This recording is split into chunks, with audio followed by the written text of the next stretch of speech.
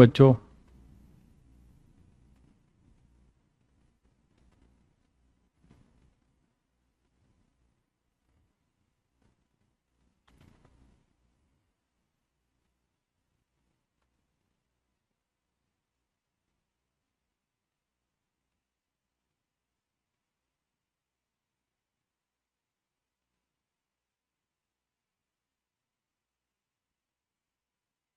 प्रवीण, कौशल, हरेंद्र, सभी को good evening.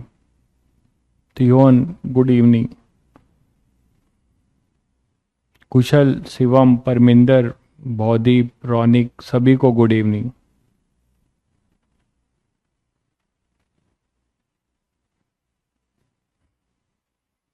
ठीक है भाई भौदीप, ध्यान रखेंगे।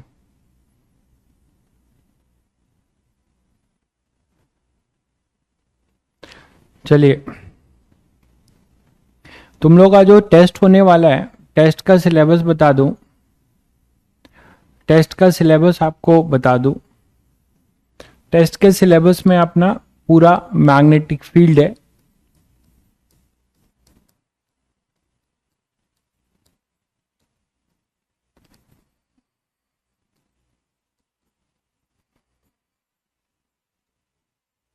ना, ये पूरा है। ठीक है, मैग्नेटिक फील्ड पूरा है, समझ गए।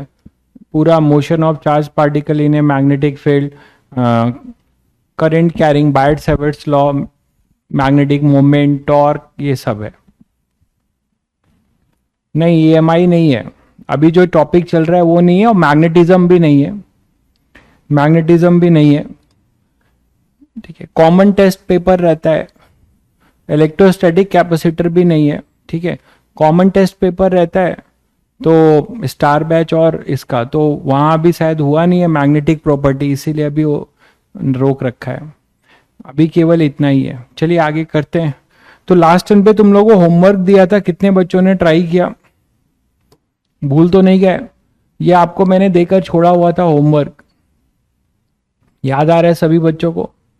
ये क्वेश्चन मैंने दिया था एज ए होमवर्क आपको।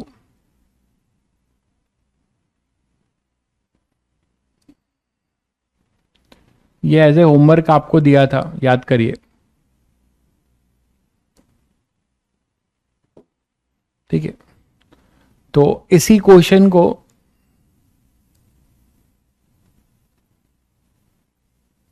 हमें करना था।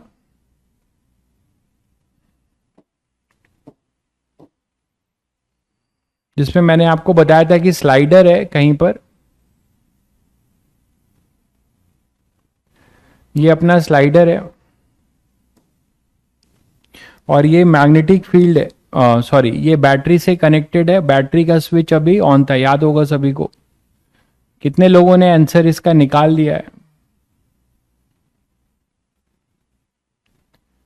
ये था कहानी। एक स्विच है और एक बैटरी लगी हुई थी।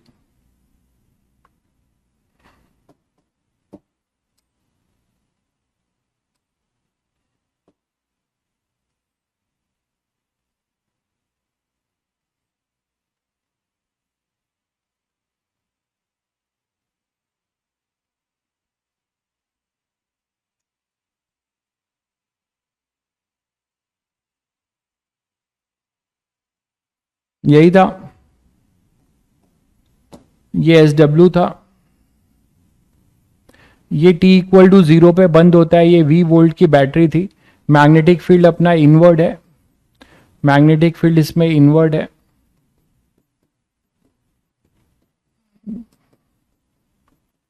यही था ना। इसका रेजिस्टेंस नेग्लेक्टेड है।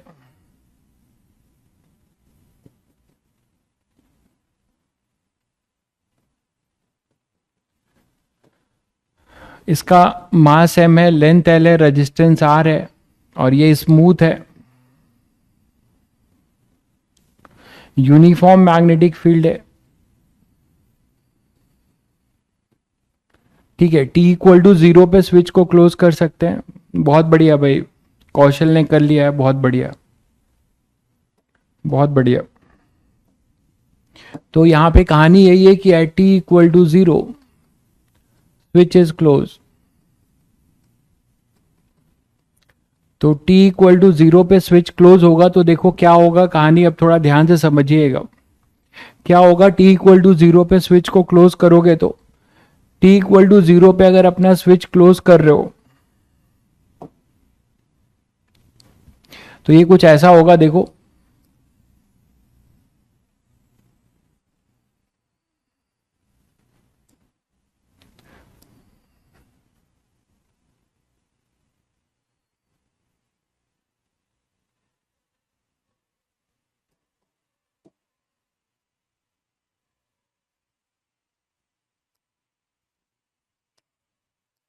अब ये क्लोज हो गया स्विच,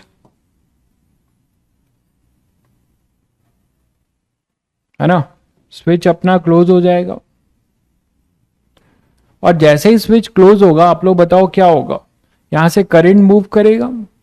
कौन इसको इनिशिएट करेगा, इसको आगे कौन चलाएगा, इसको चलाने वाला कौन है, आप देख रहे हो यहां से करंट, एक्सटर्नल बैटरी जो है करंट पहले डिलीवर्ड करेगी और इसमें करंट जाएगा ऐसा, इसमें करंट ऐसे जाएगा।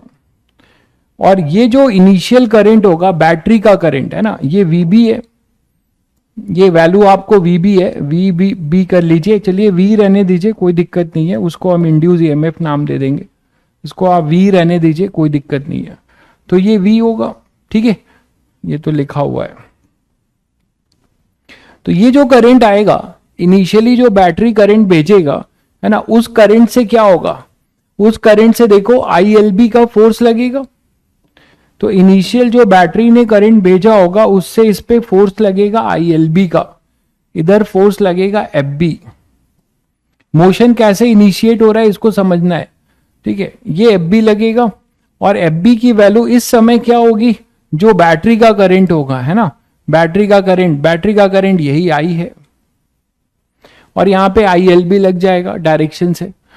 तो ये कहानी है t इक्वल टू 0 की, ये t इक्वल टू 0 की कहानी है। जब स्विच को क्लोज किया उस समय बैटरी ने करंट दिया, ये क्लोज लूप बन रहा है तो यहीं पे करंट ऐसे रोटेट होकर, यहां पे करंट ऐसे रोटेट होकर आ जाएगा ऐसे घूमकर, ठीक है। लेकिन अब जैसे ये आगे बढ़ेगा तो इससे क्या होगा, किसी t equal to T time में जब ये आगे बढ़ेगा तो इसमें इंड्यूस EMF होगा, जिसको मैं डॉटेड से बना रहा हूं, देखो यहां पर t इक्वल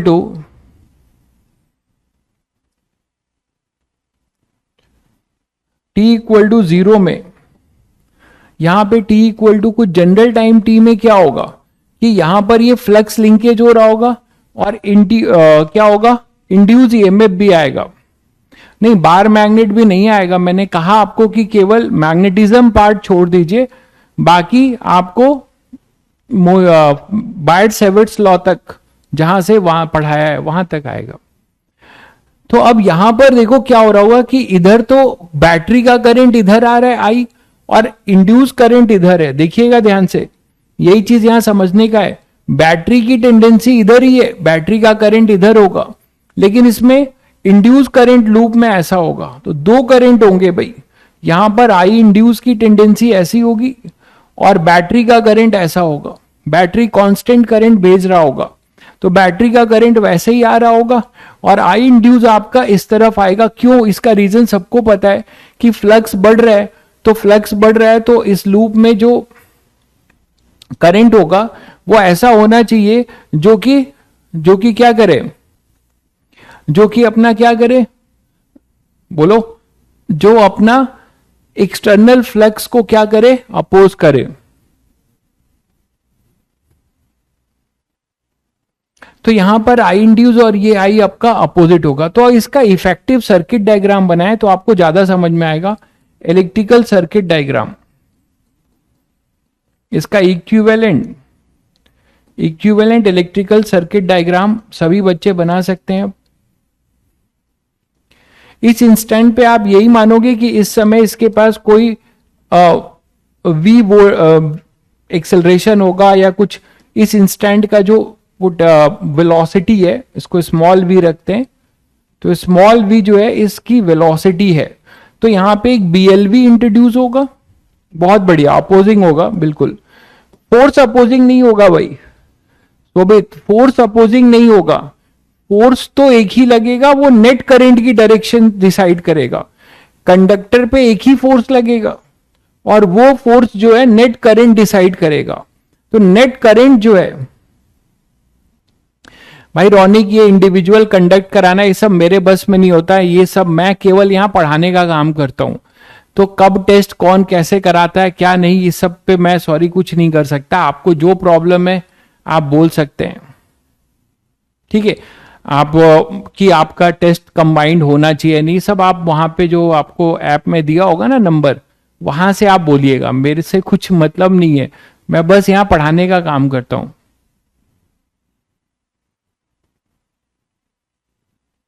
ठीक है। चलिए तो यहां देखते हैं।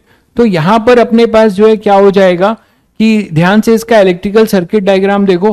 तो यहां पर जब इलेक्ट्रिकल सर्किट डायग्राम में जैसे एक बच्चा बता रहा था कि नेट करंट दो फोर्स लगेंगे, नहीं, फोर्स दो कैसे लगेंगे, इस पूरे सर्किट में एक ही करंट होगा, वो नेट होगा, वो मैं आपको दिखा रहा हूं। बीएलवी की जो बैटरी लगेगी, ये सभी बच्चे समझ गए कि बीएलवी की बैटरी ऐसे लगेगी, बीएलवी की बैटरी ऐसे लगेगी, सभी बच्चे समझ गए। आई इंड्यूस की डायरेक्शन आपने देखा है, इधर है, तो यहां पे, और ये इंस्टेंटेनियस है, तो बीएलवी की बैटरी लग गई। अच्छा, इसका रेजिस्टेंस लगा दो यहां पे। जैसे आप ये बना लोगे तो आपको राहत मिलेगी कि सर ये तो करंट इलेक्ट्रिसिटी ही है। तो यहां पे आपने एक रेजिस्टेंस लगा दिया, रेजिस्टेंस कितना दिया था, कैपिटल आर, स्लाइडर का कोई रेजिस्टेंस नहीं, और यहां पे एक बैटरी, एक्सटर्नल डीसी सोर्स, ये वी, बस यही तो है। तो अब आप बताओ कि इसमें करंट आई आ रहा है, इसका आई इंड्यूस आ रहा है, ठीक है। तो नेट करंट जो होगा वो होगा अपना आई नेट, और वो कौन करेगा, डिसाइडिंग कौन होगा, अभी इनिशियल में आई डोमिनेटिंग होगा, इनिशियल में आई अपना डोमिनेटिंग होगा, बैटरी का करंट ज्यादा होगा इनिशियल में, तो हम आई नेट क्या लिखेंगे, आई माइनस आई इंड्यूस, समझ गए। तो आई minus I induce, I induce क्या लिखोगे, देख लो यहां से,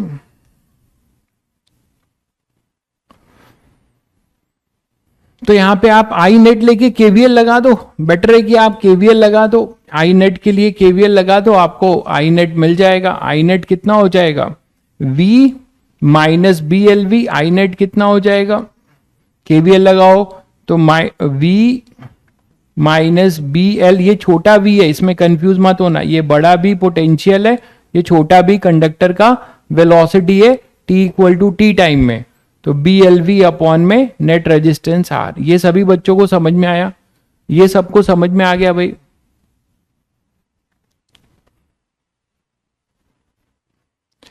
वोल्टेज V को E ले लें, चलो E ले लेते हैं, ठीक है, आपको E ले लेता हूं, चलो आपको डाउट फील हो रहा है तो E ले लो।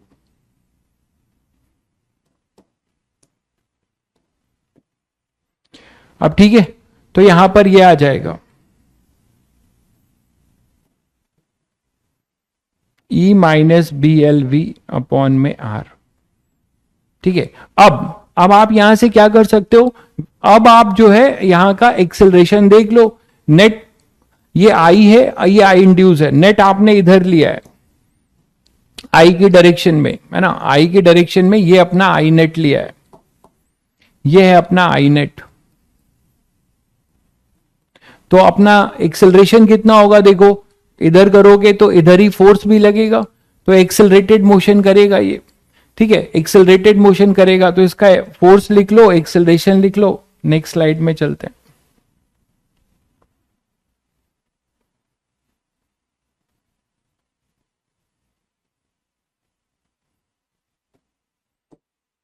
एक्सेलरेशन लिख लो, एक्सेलरेशन क्या हो जाएगा अपने पास, एफ बी अपॉन में एम, और ए हो जाएगा एफ बी कितना है, आई नेट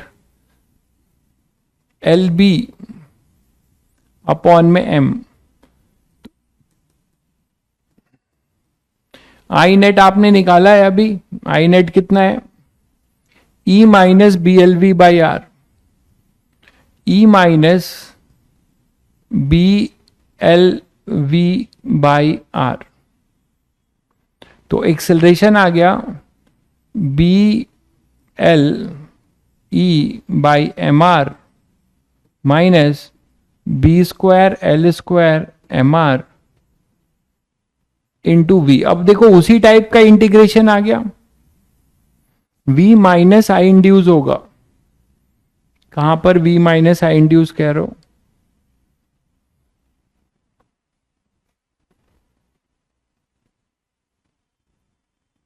वही तो किया है आप। अगर ये आई है, ये आई इंड्यूस है, लेकिन इस पे नेट जो है, इस पूरे सर्किट में करंट कितना फ्लो हो रहा है? I net.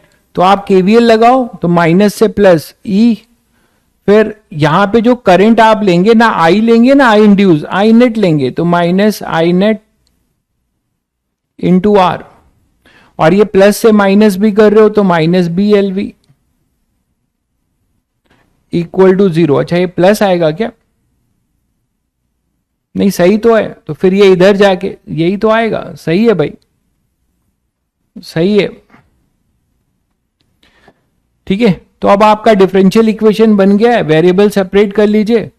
ठीक है, इसको मैं हमेशा की तरह बार बार लिखने से बच रहा हूं। इसे P लिख दे रहा हूं, इसे Q लिख दे रहा हूं। तो आपको मिलेगा P माइनस क्यू वी। ठीक है, अब आप यहां से velocity as a function dv by dt निकाल सकते हो। dv बाई dt अपने पास हो जाएगा P minus Q V. Variable separate कर लो, dv अपॉन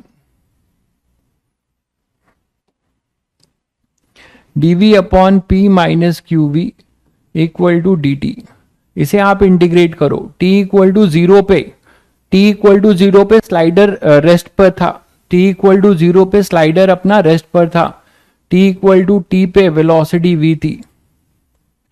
ठीक है,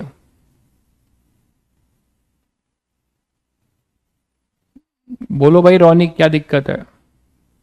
सही है ना? ठीक है, तो यहां पे ln P minus Q V upon में माइनस क्यू कोविशेंट को डिवाइड किया 0 से v इक्वल टू t, उधर ले जाओ तो ln P minus Q V upon में p। अब तो तुम लोगों को ये काफी कई बार किए हो तो गलती नहीं होनी चाहिए। देख लेना यहां गलती हो जाती है, v का कोविशेंट भूल जाते हैं लोग। ठीक है, तो अपने पास हो जाएगा P minus Q V equal to P E की पावर माइनस क्यू टी। तो यहां से आपको v मिल जाएगा। v अपने पास आता है,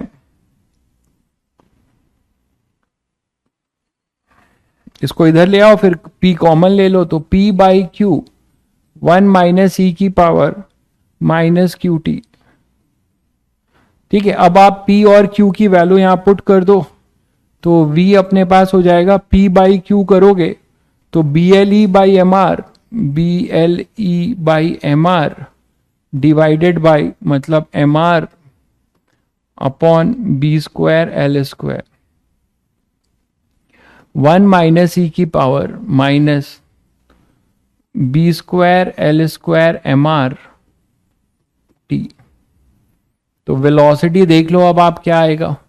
एम आर तो गया, ठीक है, एल से एक एल भी गया, बी से बी भी गया ऊपर, तो ई अपॉन नीचे आया बी एल 1 माइनस ई की power minus B square L square upon M R T. तो now this is your function for velocity. बिल्कुल सही है भाई Theon. E by B L 1 minus E square बिल्कुल सही है आपका, बहुत बढ़िया। तो वेलोसिटी जो है as a function of time आपको ये मिल गया। आप आगे बढ़ोगे, displacement as a function of time, उसमें कोई कॉन्सेप्ट नहीं छुपा है इसलिए उस पर मैं जा नहीं रहा हूं। आप ds बाई डी टी करके इंटीग्रेट मार सकते हो। यहां एक कॉन्सेप्ट छुपा हुआ है इसीलिए इस पे इंटरेस्टेड हूं। क्या यहां पे भी टर्मिनल वेलोसिटी पूछी जा सकती है और इसका ग्राफ बनवाया जा सकता है। ग्राफ सभी बच्चे समझ रहे हैं कि इसका ग्राफ कैसा बनेगा। 4 ऑप्शन आ सकते हैं जेई एडवांस में। जेई एडवांस में अगर ये क्वेश्चन पूछेगा तो हो सकता है कि आपको एक्सप्रेशन ना पूछे, आपसे ग्राफ पूछ ले, तो ग्राफ बना ही सकते हो इसका। ठीक है, लेकिन इनडायरेक्ट वे में ग्राफ तभी बना पाओगे जब आपको इसका फंक्शन पता होगा। तो वेलोसिटी वर्सेस टाइम का जो फंक्शन है, आप देखो इसकी मैक्सिमम वैल्यू क्या है, ठीक है। तो अब आप वेलोसिटी की मैक्सिमम वैल्यू देखिए क्या है, वेलोसिटी की मैक्सिमम वैल्यू है ये, वही टर्मिनल वेलोसिटी होगी। और कब होगी, टी टेंडिंग टू इंफिनिटी पे। चेक करो, टी टेंडिंग टू इंफिनिटी पे ये वाला टर्म जीरो जाएगा, ई की पावर माइनस इंफिनिटी, और ई की पावर माइनस इंफिनिटी मतलब 1 अपॉन इंफिनिटी, तो ये अपने पास जीरो हो जाएगा, ई बाई बी एल। तो अपने पास जो टर्मिनल वेलोसिटी होगी वो हो जाएगा ई बाई बी एल, ये देख पा रहे हो, और यही मैक्सिमम होगा। इसके बाद ग्राफ इसको अप्रोच करेगा क्योंकि ये इंफिनिटी पे अटेंड हो रहा है, तो बनेगा तो फंक्शन ऐसा ही है ना। आप बोलोगे sir T equal to zero पे इधर क्यों बनाए हो, टी इक्वल टू जीरो पे वेलोसिटी जीरो ही है, टी इक्वल टू जीरो पे वेलोसिटी जीरो ही है, ठीक बात है। तो ये टर्मिनल होगा, लेकिन क्या टर्मिनल निकालने का कोई और तरीका है, क्या टर्मिनल वेलोसिटी केवल पूछा जाए ऑब्जेक्टिव क्वेश्चन में तो मैं इतना कुछ करूंगा, जल्दी बताइए। नहीं, मैं इतना कुछ नहीं करूंगा। अगर केवल टर्मिनल वेलोसिटी पूछा जाए तो मैं इतना नहीं करूंगा। क्या करूंगा मैं, सब बच्चे जो है यहां देखो, अगर आप इस सर्किट को पहचान लेते हो, देखो ये तो कांस्टेंट है लेकिन ये बढ़ रहा होगा, this is increasing in nature, ठीक है, this is increasing in nature, ठीक बात है। ये जो अपने बीएलवी है, मोशनल ईएमएफ, ये बढ़ रहा होगा क्योंकि एक्सेलरेटेड मोशन है ना, तो एक्सेलरेटेड मोशन है तो अपना वेलोसिटी जो है बढ़ रहा होगा, तो इंड्यूस ईएमएफ बीएलवी भी बढ़ रहा होगा। और एक ऐसा टाइम आएगा कब, जब बीएलवी ये बैटरी इसको पूरी तरह न्यूट्रलाइज कर दे, ये बैटरी इसको पूरी तरह न्यूट्रलाइज कर दे और करंट जीरो हो जाए।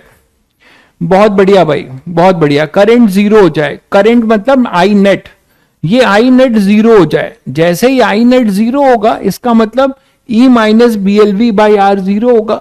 तो अगर आपको केवल टर्मिनल वेलोसिटी पूछा जाए तो आप इतना कुछ नहीं करेंगे, ठीक है। फॉर टर्मिनल वेलोसिटी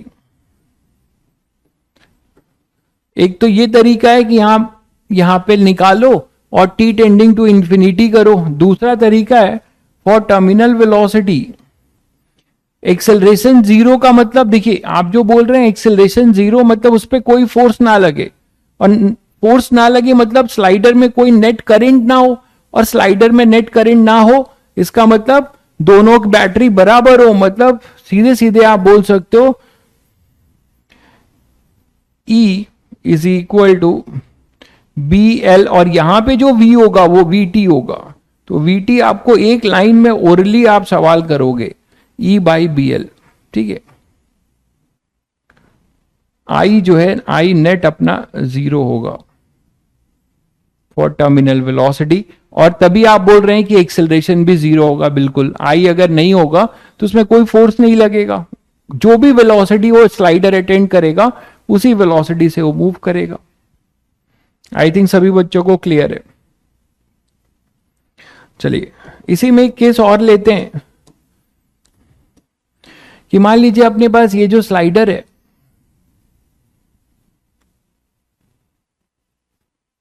इसको आप बैटरी के जगह पे देखिएगा ध्यान से, बैटरी के जगह पे, बैटरी के जगह पे हम क्या कर रहे हैं, इसमें एक कैपेसिटर लगा रहे हैं। बैटरी के जगह पे हम क्या कर रहे हैं, इसमें एक कैपेसिटर लगा रहे हैं।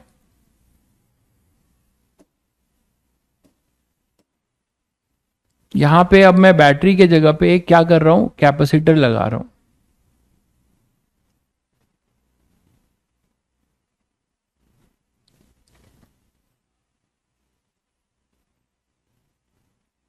ये कैपेसिटर है जिसका कैपेसिटेंस C है, जिसका कैपेसिटेंस अपना C है, और स्लाइडर अभी अपना स्टेशनरी है, ठीक है। स्लाइडर आपका जो है स्टेशनरी है, यहां पर है ये स्लाइडर, और ये अपना स्लाइडर जो है स्टेशनरी है। स्लाइडर अपना स्टेशनरी है और आप t इक्वल टू जीरो पे एक फोर्स लेके आ रहे हो, एक कांस्टेंट फोर्स से आप इसको पुल करने जा रहे हो, अभी नहीं, ठीक है। ये एफ है, ये कांस्टेंट फोर्स है, स्लाइडर का मास एम, लेंथ एल, ठीक है। रेजिस्टेंस नहीं है यहां पे, रेजिस्टेंस नहीं है, कोई भी रेजिस्टेंस नहीं है भाई, ठीक है अभी, ठीक है। दूसरा केस आप करेंगे होमवर्क में, नो रेजिस्टेंस, तो ये मास एम है, लेंथ एल है, मैग्नेटिक फील्ड अपना इधर ही है, मैग्नेटिक फील्ड अपना बी है जो कि यूनिफॉर्म है, ठीक है। ये अपना स्मूथ है स्लाइडर, और ये तो सभी बच्चों को क्लियर है ना, स्मूथ हॉरिजेंटल टेबल पे रखे हैं, ग्रेविटी परपेंडिकुलर है, तो यहां पे ये एफ है। अब यहां पे कैपेसिटेंस है, एट टी इक्वल टू 0 पे दिस फोर्स कांस्टेंट फोर्स से इसको पुल करता है, मैं लिख देता हूं, at T equal to 0 slider pulled by a constant force, pulled by a constant force, ठीक है। हमें बताना है एक्सेलरेशन ऑफ स्लाइडर,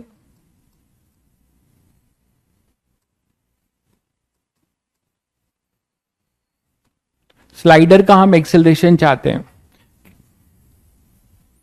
तो कैपेसिटेंस सी है।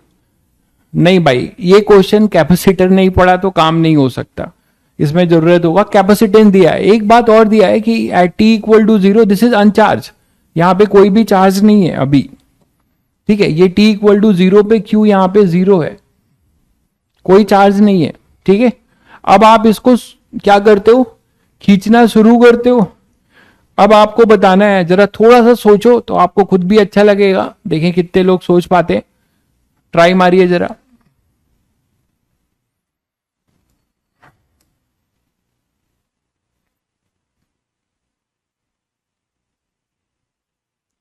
तो नेक्स्ट स्टेज में बनाने जा रहा हूं,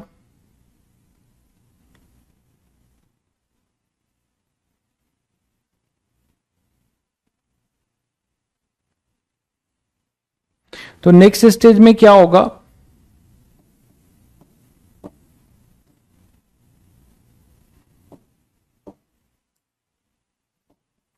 कि ये थोड़ा सा मूव कर चुका होगा, है ना, ये जो है कुछ मूव कर चुका होगा, स्लाइडर अपना t इक्वल टू 0 से कुछ मूव कर चुका होगा, मान लो यहां पर आ चुका होगा,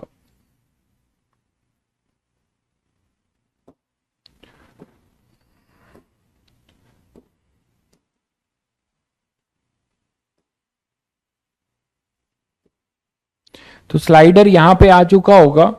स्लाइडर जब यहां पर आ चुका होगा किसी टाइम में, F4 फोर्स तो कांस्टेंट ही लग रहा है, लेकिन ये सभी बच्चों को पता है कि फिर यहां आई इंड्यूस आ चुका होगा, है ना, आई इंड्यूस आ चुका होगा।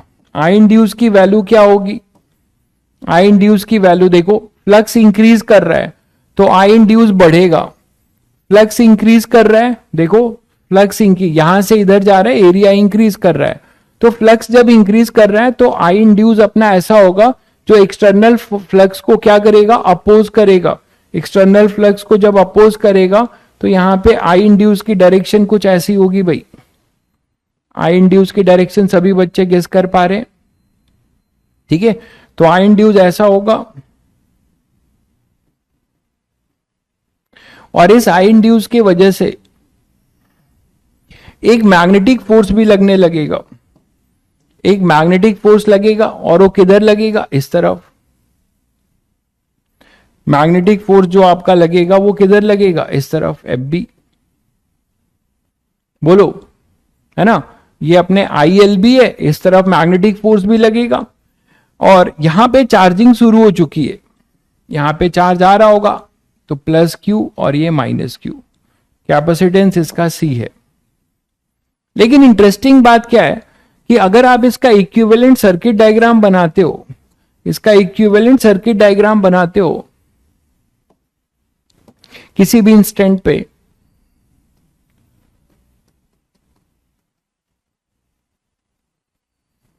क्या होगा बताओ, इस तरफ तो कैपेसिटर है और इधर एक BLV की बैटरी है। यहां एक इंपॉर्टेंट बात नहीं लिखा मैंने, नो रेजिस्टेंस,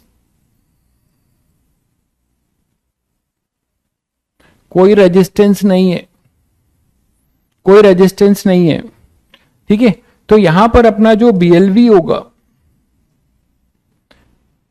ये इस इंस्टेंट पे कुछ आपको वेलोसिटी इंस्टेंटेनियस माननी पड़ेगी, कुछ v। हमें एक्सेलरेशन से मतलब है, खैर अभी हमें एक्सेलरेशन से मतलब है। ठीक है, तो देखते हैं ये जो अपना BLV होगा ये किसके बराबर होगा, कैपेसिटर के पोटेंशियल डिफरेंस के। दोनों पैरेलल में, कोई रेजिस्टेंस नहीं है, तो सभी बच्चे समझ रहे हैं कि यहां पर जो भी इसका पोटेंशियल ड्रॉप होगा वो इसके बराबर होगा।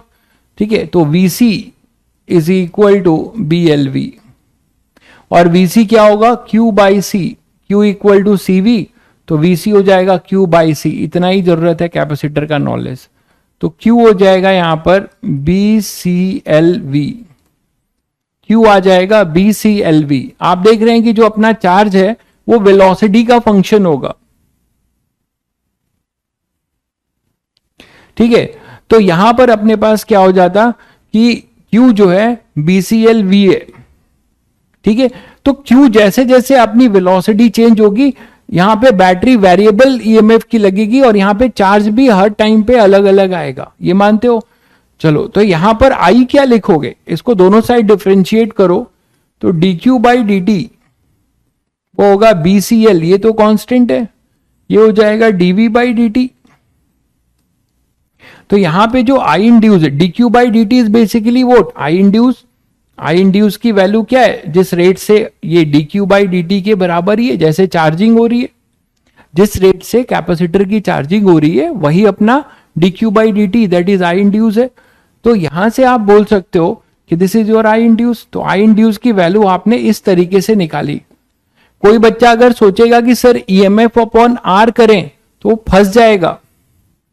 कोई बच्चा अगर ये सोच रहा होगा कि सर EMF अपॉन R करें, तो EMF तो BLV है और यहां पे ये दोनों बराबर ही है, पोटेंशियल ड्रॉप। ठीक है, अपॉन रेजिस्टेंस 0 है, रेजिस्टेंस है ही नहीं, तो आपको इसको करंट ऐसे निकालना होगा कैपेसिटर का हेल्प लेकर। ये है इस क्वेश्चन की अच्छाई। तो BCL into dV by dt, मतलब A, इसका एक्सेलरेशन जो भी होगा, मान लो एक्सेलरेशन A है, ये लिख सकते हो। और यही जो एक्सेलरेशन है, मान लो ये एक्सेलरेशन अपना A है, यही एक्सेलरेशन हमने A माना है इधर इस इंस्टेंट पे किसी t equal to t time में। तो A की वैल्यू क्या होगी, F minus F B. A क्या लिखोगे, और F minus F B upon में M, यही तो लिखोगे। That is A is equal to F by M minus F B. F B क्या लिखोगे, I इंड्यूस LB अपॉन में M। और I इंड्यूस की वैल्यू क्या है,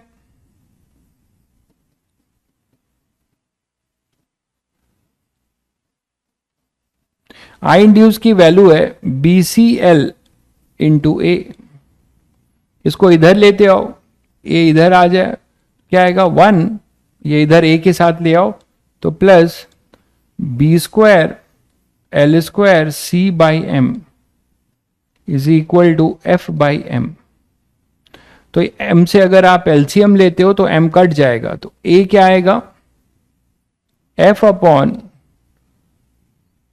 B square L square C plus M। तो इंटरेस्टिंग चीज देख रहे हैं, एक्सेलरेशन कांस्टेंट है, एक्सेलरेशन जो आपका आ रहा है वो कांस्टेंट है। सोचिएगा थोड़ा इसका फिजिकल मीनिंग। एक्सेलरेशन यहां पर क्या दिख रहा है आपको, एक्सेलरेशन यहां पर कांस्टेंट है।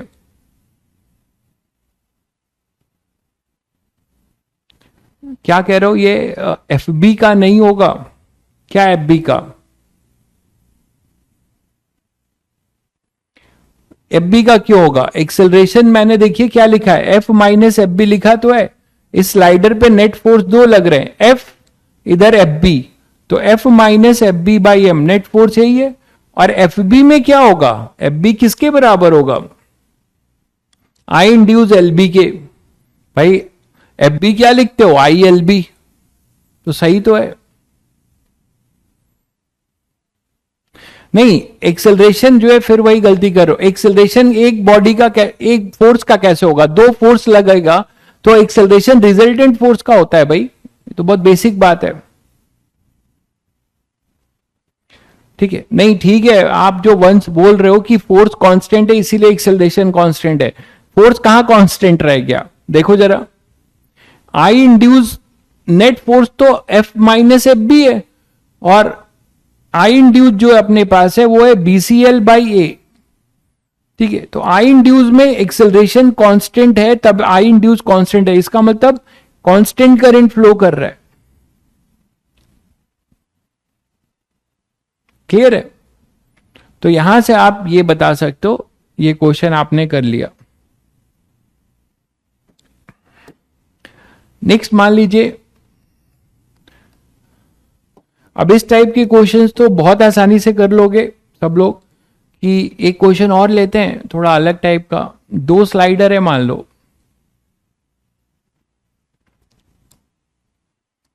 दो स्लाइडर है अपने पास,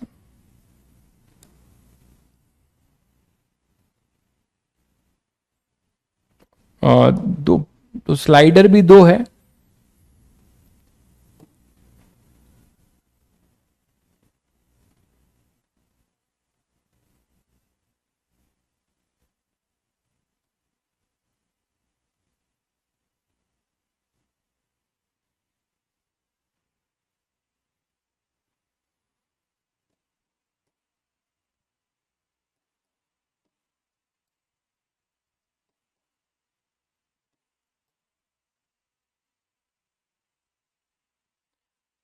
इसमें एक रेजिस्टेंस भी लगा हुआ है।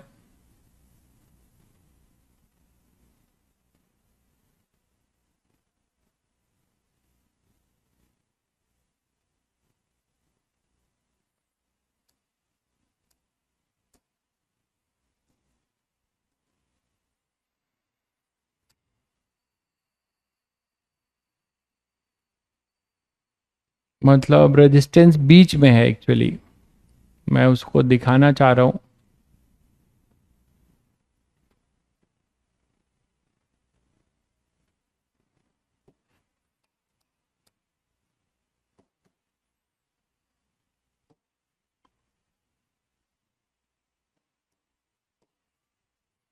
मान लो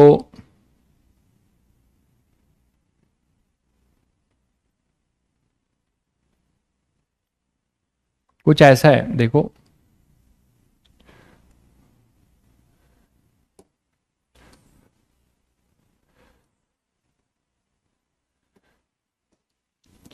ये मूव कर रहा है कुछ V1 से, ये मूव कर रहा है V2 से, और यहां पे एक रेजिस्टेंस है, पूरे सर्किट में यही एक रेजिस्टेंस R है, और ये अपने पास है M1, ये मूव कर रहा है मान लो V1 से, ये है M2, और ये मूव कर रहा है मान लो V2 से। ठीक है, मैग्नेटिक फील्ड यूनिफॉर्म है,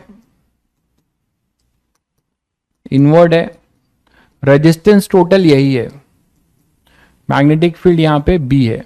ठीक है, और ये मूव कर रहा है। ठीक है,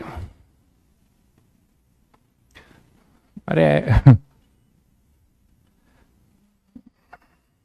तो यहां पे ये मैग्नेटिक फील्ड है, ये रेजिस्टेंस है, और ये V1 V2 से मूव कर रहे हैं। तो हमें बताना है कि किसी इंस्टेंट पे इसमें जो करंट फ्लो होगा, फाइंड आई, इसमें जो भी करंट होगा in R as a function of time, as a function of time. तो हमें ये बताना है I in R as a function of time, I in R as a function of time. भाई ये मुझे नहीं पता भाई शोभित, कि Y star batch is for rank and Safalta for selection, ये तो मैं कुछ जानता नहीं। ठीक है, क्या पूछ रहे हो, पढ़ाई में ध्यान दो, आप भी सेलेक्ट हो जाओगे, आप भी यहीं से रैंक ले आओगे। ठीक है,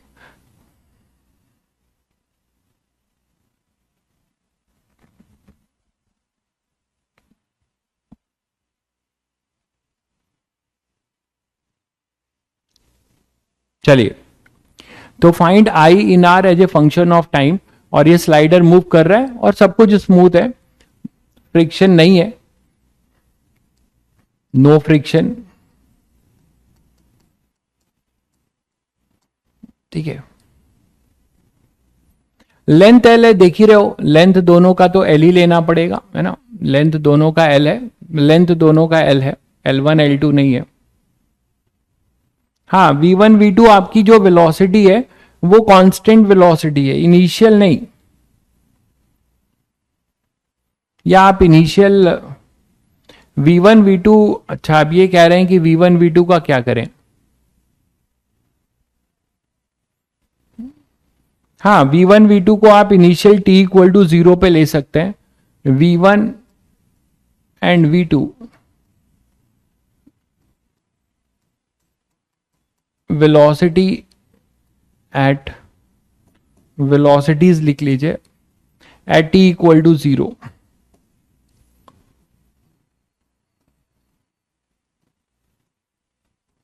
बिल्कुल सही कह रहे हैं, t इक्वल टू 0 की कहानी है ये अभी, ठीक है। हमें current as a function of time निकालना है, रिलेटिव वेलोसिटी से हो जाएगा। अच्छा, हाँ बिल्कुल सही कह रहे हैं, आपने सही सोचा है कि रिलेटिव से भी सोच सकते हैं, बिल्कुल सही सोच रहे हैं आप, बहुत बढ़िया। मतलब आप ये, आपका ये सोचने का मतलब है कि आप इस तरफ जा रहे हैं तो इनके बीच का जो रिलेटिव डिस्टेंस में चेंज होगा वही एरिया, वही फ्लक्स लिंकेज होगा, बिल्कुल सही सोच रहे हैं बहुदीप आप। जो रिलेटिव वेलोसिटी होगी वही उनके बीच का क्या हो जाएगा, वही उनके बीच का मतलब फ्लक्स होगा भाई। b इंटू ए करोगे, ए में ये लेंथ आएगा, और ये जो लेंथ होगा इन दोनों का रिलेटिव डिस्टेंस होगा, रिलेटिव इन दोनों के बीच का डिस्टेंस होगा एरिया में। तो आप ऐसा कर सकते हैं, ठीक है। लेकिन एक प्रॉब्लम में आएंगे आप, प्रॉब्लम में आप ये आएंगे कि इनके एक्सेलरेशंस अलग होंगे, ठीक है, इनके एक्सेलरेशंस अलग होंगे, एक्सेलरेशंस अलग होंगे। तो बेटर है कि आप इसको इंडिविजुअली सोचिए, जरा इंडिविजुअली सोचिए। यहां पे एक इंड्यूस ईएमएफ भी अलग होगा, यहां पे इंड्यूस ईएमएफ भी अलग होगा, तो जरा इंडिविजुअली सोचिए। एक बार थोड़ा सा ट्राई मारिए सब लोग।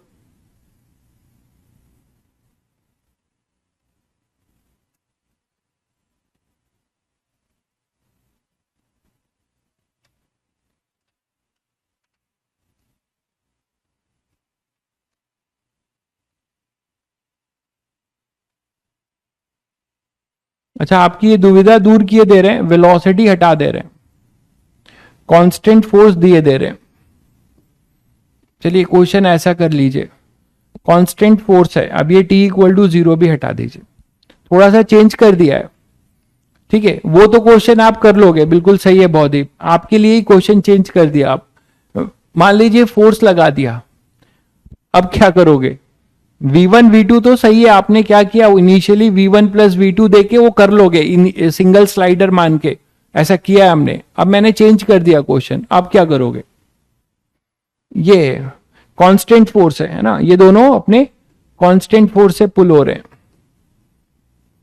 कांस्टेंट फोर्स से, तो ये मैं हटा रहा हूं।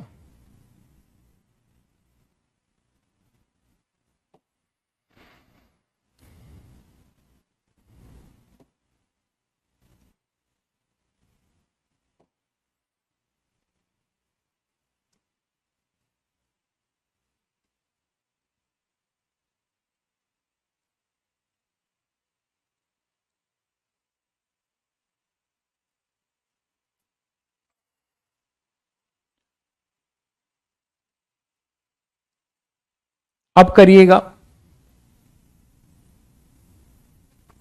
तो इसमें इक्वेशन बनाना शुरू करिए। सभी बच्चों को पता है कि ये एरिया बढ़ रहा है, तो आई इंड्यूस ऐसा होगा,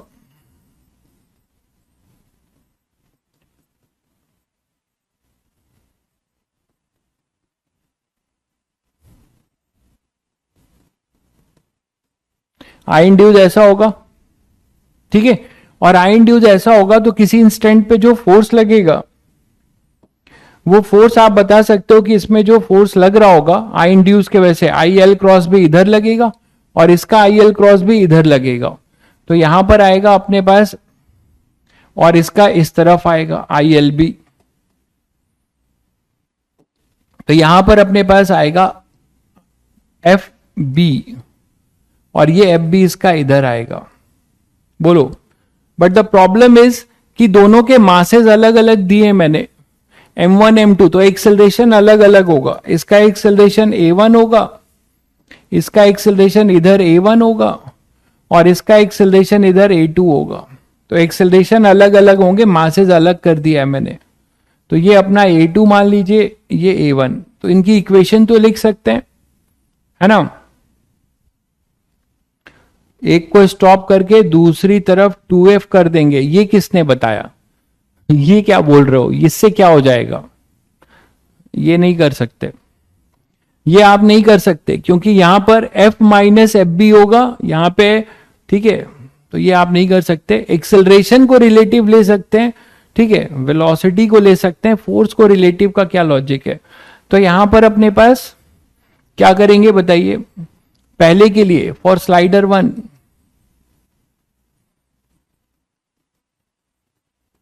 क्या इक्वेशन लिखेंगे बताइए? यहां पे लिखेंगे आप। अच्छा, आई इंड्यूस तो सभी को पता है क्या होगा। इस समय कुछ V1 V2 भी मानना होगा भाई, इंस्टेंटेनियस एक्सेलरेशन है ये, t equal to T time ले रहा हूं। तो इस समय जो आई इंड्यूस है वो BLV होगा, और वो V जो है कुछ यहां पे V1 और V2 मान लीजिए कि किसी इंस्टेंट पे ये V2 और V1 से मूव कर रहे हैं, ठीक है। तो आई इंड्यूस FB क्या लिखेंगे? ये FB1 होगा और FB2, FB भी अलग अलग होंगे।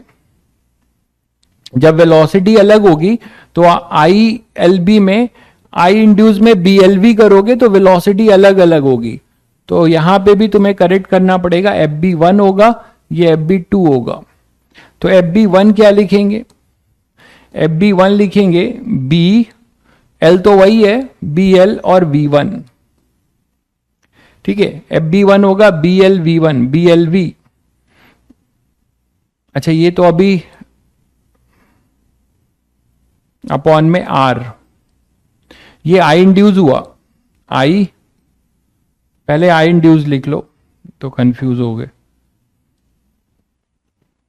अच्छा, आई इंड्यूस तो सीरीज में है ना,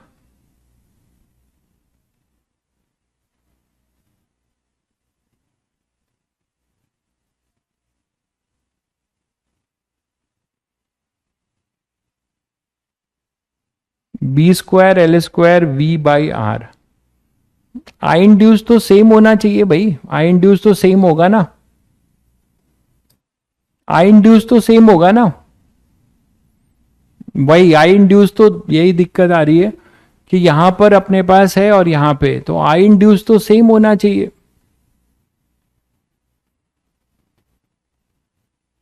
एक बार देखिए,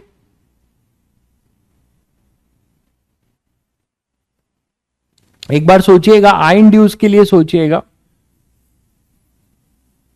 अरे मासेस सेम कर देंगे तो आप कर लोगे, वो उसकी बात नहीं है, वो तो आप कर लोगे। दोनों बैटरी सीरीज में ले लोगे। यहां पे एक बैटरी लगेगी BLV की, यहां भी BLV की, और R, ऐसा होगा कुछ, देखो। और दोनों सपोर्ट कर रहे हैं एक दूसरे को, तो ऐसा होगा। किसी इंस्टेंट पे ये सर्किट बन रहा होगा, सही कह रहे हैं।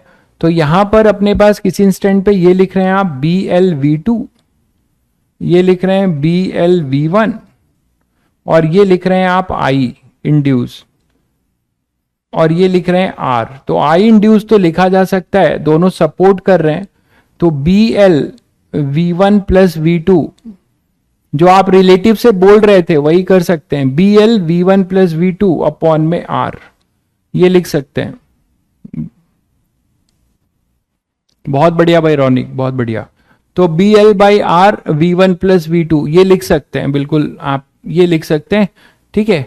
अब आप यहां पर इस पे इक्वेशंस लिखेंगे तो क्या लिखेंगे? इस पे नेट एक्सेलरेशन होगा F माइनस FB2। अच्छा एफ बी टू तो अपने पास वही आएगा फिर आई एल बी, तो इसको एफ बी लिखिए, बी वन बी टू के जगह पे एफ बी वही लगेगा क्योंकि आई इंड्यूस सेम होगा।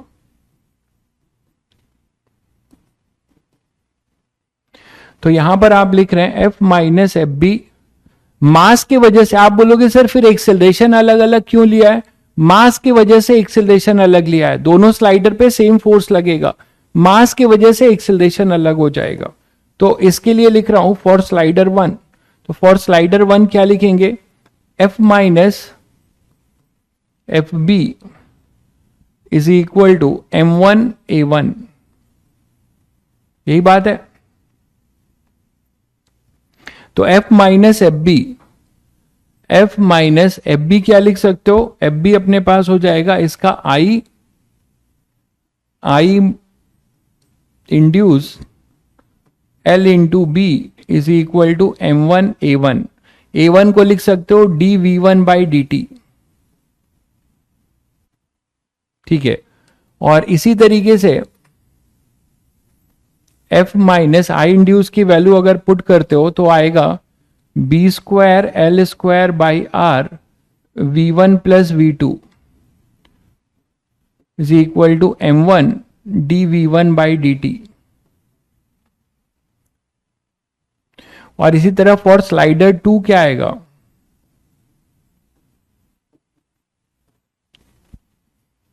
स्लाइडर टू के लिए भी सेम आएगा भाई ये तो फिर, या उल्टा आएगा?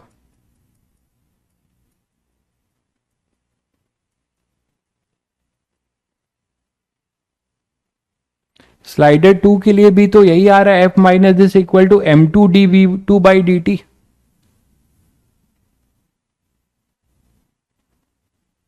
वी वन वी टू को काइनेमेटिक्स से लिख दें।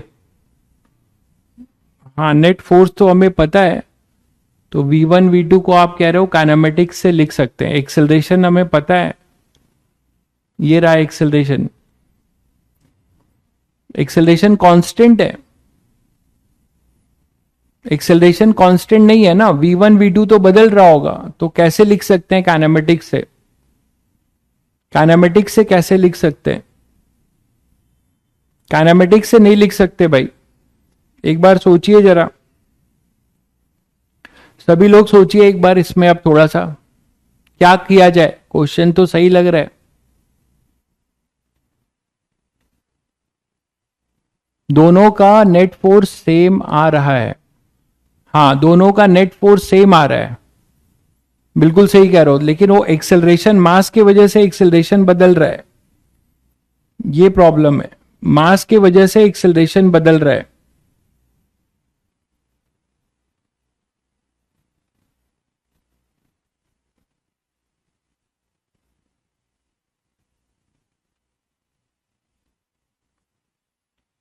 चलो करते हैं इसको। तो अगर इसको स्लाइडर टू के लिए भी यही आएगा, minus B square L square R V one plus V two equal to M two D V two by D T, ये आएगा स्लाइडर टू के लिए। बिल्कुल बिल्कुल सही कह रहे हैं। तो अब इन दोनों को अगर मान लो आप ऐड कर देते हो तो कुछ इक्वेशन बन रही है। अगर इसको फर्स्ट है ये सेकंड है, दोनों को हमारा टारगेट क्या है? हमारा टारगेट है I as a function of T निकालना, I as a function of T निकालना। और आई जो है, एक काम करो इसको भी आई रहने दो, यहां से आई अपना दिख नहीं रहा है इसीलिए हमें प्रॉब्लम हो रही है। आई को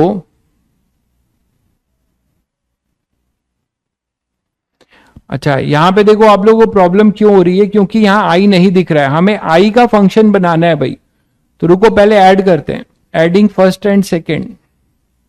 ये यहां पे आएगा 2f माइनस ये भी 2 ही हो जाएगा, 2b square L square by R V one plus V two, और ये आ जाएगा, इसको ऐड करोगे तो m1 D V one by D T plus m2 D V two by D T. ठीक है, अब देखो ध्यान से कि मैं v1 प्लस वी टू को i के टर्म्स में यहां लिख सकता हूं, ठीक है, और D V one by D T को बी आई के टर्म्स में लिख सकता हूं, m1 dv1/dt को आई के टर्म्स में लिख सकता हूं, देखिएगा एक बार।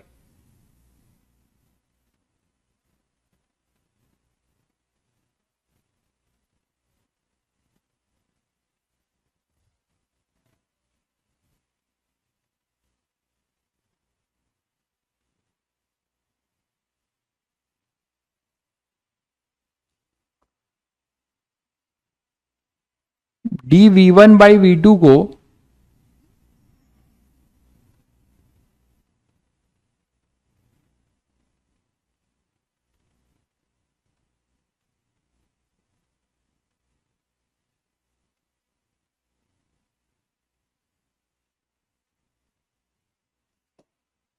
मतलब मेरा ये कहना है, रुको,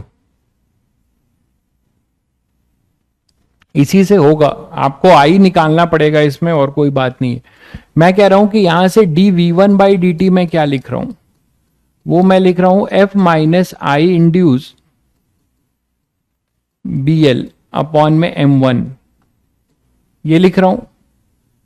और dv2/dt भी यही लिखूंगा, सॉरी ये m1 है, तो dv2/dt भी मैं क्या लिखूंगा, यही लिखूंगा, f minus I induce LB upon M2 लिखूंगा।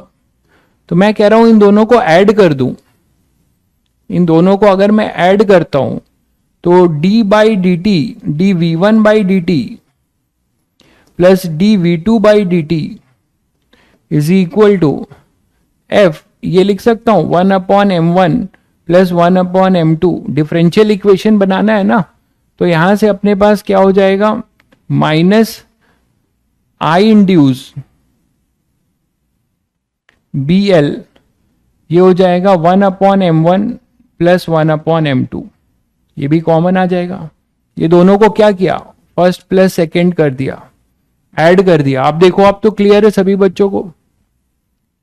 अब ये जो अपना dv1/dt है, इसको मैं लिख सकता हूं d/dt of v1 plus v2, बोलो, दैट इज इक्वल टू, इसको मैं एक कांस्टेंट म्यू बोल देता हूं, तो f/म्यू माइनस ये हो जाएगा BIL, क्योंकि मुझे आई में बनाना है, ठीक है, मुझे आई में बनाना है, इसीलिए ऐसा कर रहा हूं। डिफरेंशियल इक्वेशन, आई इंड्यूस को आई लिखते जाते हैं, बार बार आई इंड्यूस लिखना सही नहीं लग रहा है, ये आई लिख दिया, तो BIL, और ये मैंने म्यू लिख दिया, देखो ध्यान से, जिसमें म्यू को मैंने लिखा है 1/m1 प्लस m/n2। अब इसको भी, इस वाले टर्म को भी हम आई के लिए लिख सकते हैं, कहां से, ये देखो, v1 प्लस v2 को क्या लिख दूं यहां से, थोड़ा सा मैथ्स है बस, ये हो जाएगा IR, इसको मैंने आई लिखा हुआ है, ये आई लेके चल रहे हैं, तो IR अपॉन BL, ठीक है ना, इसको यहां पुट कर सकता हूं, तो फंक्शन बन गया कि नहीं। इसको जब आप यहां पुट करोगे यहां पे, तो अपने पास फंक्शन क्या बनेगा, d/dt of IR upon BL। Next slide में चलते हैं, d/dt of IR upon BL, ठीक, देखो इसको मैंने लिख दिया v1 प्लस v2 को IR upon BL equal to f/म्यू minus BL upon mu I, f/म्यू minus BL upon mu I. अब बोलो ये फंक्शन बना कि नहीं बना,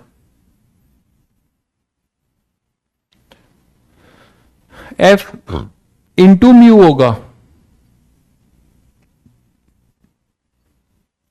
अच्छा हाँ, f इंटू म्यू होगा, सही कह रहे हो।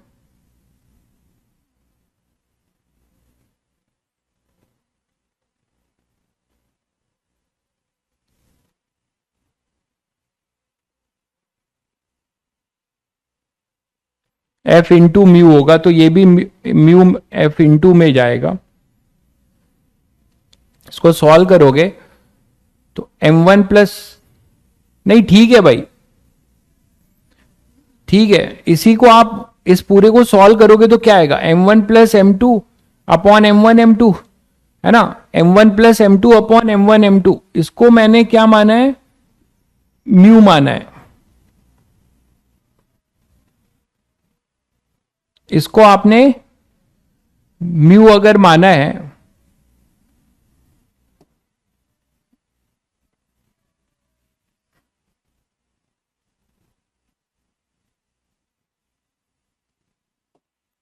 मैं ये कह रहा हूं 1/m1 प्लस 1/m2 को हम अगर म्यू मानते हैं तो म्यू आएगा 1/म्यू मान लो ना, क्या दिक्कत है, 1/म्यू मान लो, कोई दिक्कत नहीं है, ठीक है, इसको 1/म्यू मान लो, तो ये आ जाएगा अपने पास m1 plus m2 upon m1 m2, ये है 1/म्यू। ठीक है, तो हम इसको 1/म्यू मान रहे हैं, ठीक है, इसको 1/म्यू मान रहे हैं, तो 1/म्यू मान देंगे तो ये सही है अब। ठीक है भाई, ऐसे ही रहने देते हैं, इसको मैं 1/यू, ये आप 1/, इस पूरे को 1/म्यू मान रहे हैं। अब ठीक है, चलिए, तो अब आपको शायद सभी बच्चों को क्लियर हो गया होगा कि यहां से हमें एक फंक्शन मिलता है और जिसमें कि वेरिएबल सेपरेट कर सकते हैं, r/bl di/dt is equal to f/म्यू माइनस bl/म्यू इंटू आई। तो वेरिएबल सेपरेट करोगे तो di/f/म्यू माइनस bl/म्यू इंटू आई, वेरिएबल सेपरेट किया और dt को उधर ले जाओ, ठीक है, और इधर ले लो bl/r dt, ऐसे लिख सकते हो। अब इसको आप इंटीग्रेट करो, अब आप इसको इंटीग्रेट करो, ठीक है, तो आपको रेजिस्टेंस में जो करंट फ्लो कर रहा होगा as a function of time मिल जाएगा, वो हो जाएगा 0 से t और ये हो जाएगा कुछ 0 से i, मतलब वही i इंड्यूस है। अब इसे निकाल लो आप,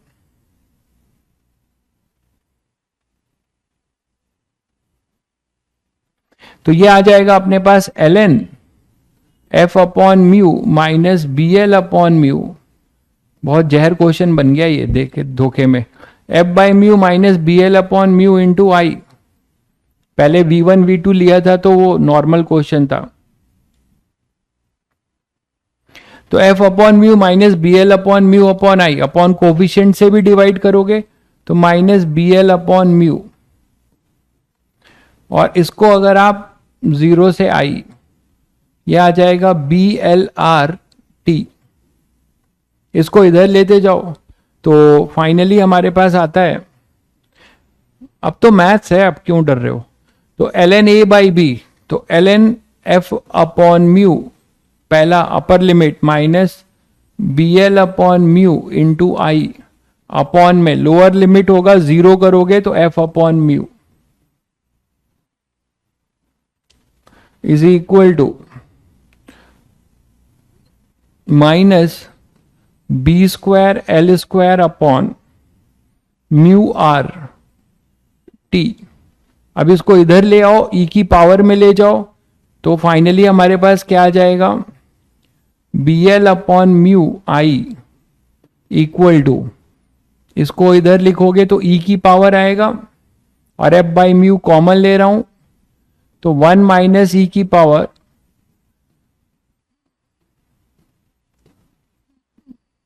ठीक है, म्यू से म्यू यहां कैंसिल हो रहा है, तो आई आ रहा है f/bl 1 माइनस e की power minus b² l² upon mu R T. ये भाई इतना बड़ा जहर आएगा,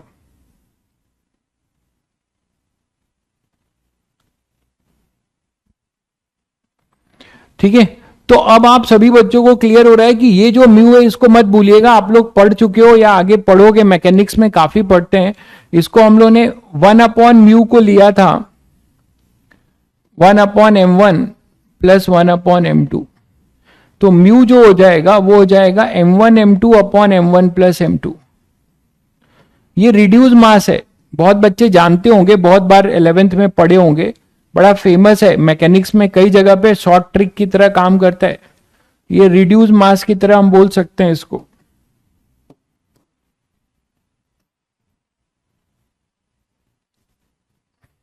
तो क्या सीखा आपने? अरे खाली जहर पे मत ध्यान दो, इस रिजल्ट पे ध्यान दो। तो अमृत भी, जहर से ही अमृत निकलता है, एक अमृत निकला है। वो अमृत क्या निकला है, अगर ध्यान से देख पा रहे हो तो वो ये निकला है मेरे भाई कि अगर हम केवल एक स्लाइडर बना दें इसको, ठीक है, एफ नेट में M1A1 प्लस M2A2, अरे M1A1 प्लस M2A2 में कोई दिक्कत नहीं है। आपको आई निकालना है ना, तो आपको डिफरेंशियल इक्वेशन आई में बनाना होगा, इसलिए हम उस पे जा रहे हैं।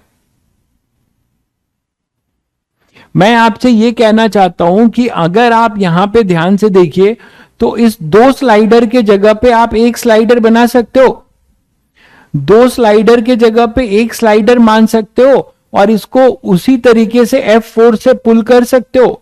शायद हम लोगों ने ये क्वेश्चन कर रखा हुआ है कि इस दो स्लाइडर के जगह पे हम एक स्लाइडर मान लें, दो स्लाइडर के जगह पे एक स्लाइडर मान के और इसी कांस्टेंट फोर्स से हम इसको पुल करें, तो इसमें current as a function of मतलब yes, current as a function of time इस रेजिस्टेंस का हम निकाल पाएंगे या नहीं निकाल पाएंगे। और जब इस दोनों को आप एक मानोगे तो मास क्या लोगे, रिड्यूस मास के बराबर। मास क्या लोगे, ये देखो, ये रिड्यूस मास के बराबर अगर आप मास ले लेते हो, then this two system can be converted into single one. इस स्लाइडर को आप एक में कन्वर्ट कर सकते हो, और जब आप एक में कन्वर्ट कर लोगे तो ये स्लाइडर आपका, ये पूरा क्वेश्चन अब ऐसा बन सकता है कि नहीं, जरा बताइएगा। इसी जहर से अमृत निकला है, हर जहर से अमृत निकलता है। किसी को ये चमका कि नहीं चमका भाई? अगर मैं इसी को ऐसे लिख दूं, रेजिस्टेंस यहां लगाऊं चाहे यहां, उससे तो कोई मतलब नहीं।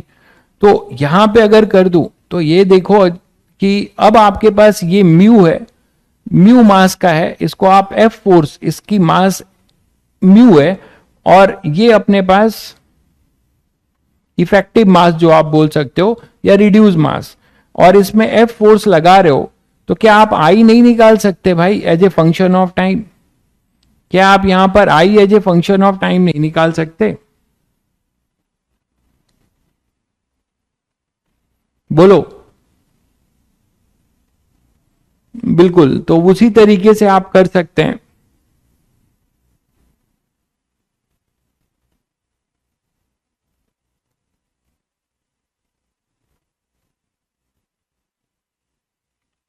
पहले आप क्या करना है इसके लिए, velocity as a function of time निकाल लेना, velocity as a function of time निकाल लेना, और v जो आएगा वो किसके बराबर होगा, आई एल बी, ये जो आई इंड्यूस है, आई आप क्या लिखते हो, B L V by are.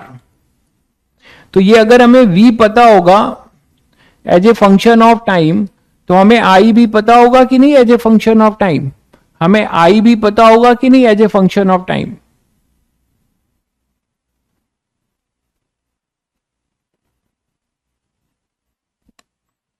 अच्छा, दोनों साइड से कांस्टेंट फोर्स था ना? हम्म, तो दोनों साइड से कांस्टेंट फोर्स था, तो क्या यहां 2F इक्विवेलेंट में क्या 2F आएगा? एक बार ये फिर चेक करना पड़ेगा, ये डराइव करके चेक करना पड़ेगा कि क्या यहां पे 2F आएगा, फिर वो एक बार चेक करना पड़ेगा। फिर दोनों साइड से, अगर उससे कोई दिक्कत नहीं है, दोनों साइड से F था, तो इफेक्टिव आपका मुझे लगता है आ जाना चाहिए। एक बार चेक करना, एक बार।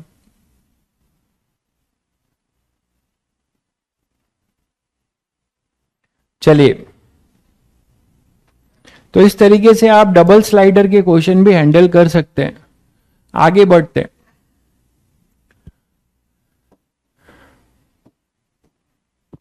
इसी में मान लीजिए मैं आपको एक क्वेश्चन दे रहा हूं कि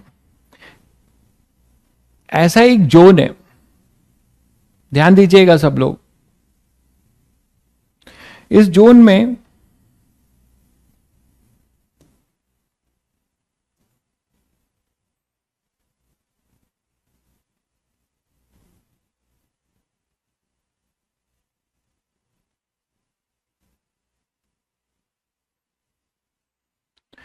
एक आपने ट्रायंगुलर वायर फ्रेम को, बहुत स्लाइडर हुआ, आप कुछ अलग करते हैं। ट्रायंगुलर कंडक्टिंग वायर फ्रेम है, इसको यहां से आपने रिलीज कर दिया है। आपने यहां से क्या किया, इसको रिलीज कर दिया है, ठीक है। यहां से आपने इसको क्या किया है, रिलीज कर दिया है, ध्यान दीजिएगा। आपने इसको यहां से रिलीज कर दिया और इधर जो है मैग्नेटिक फील्ड है, अंदर इस डाउनवर्ड जोन में मैग्नेटिक फील्ड है।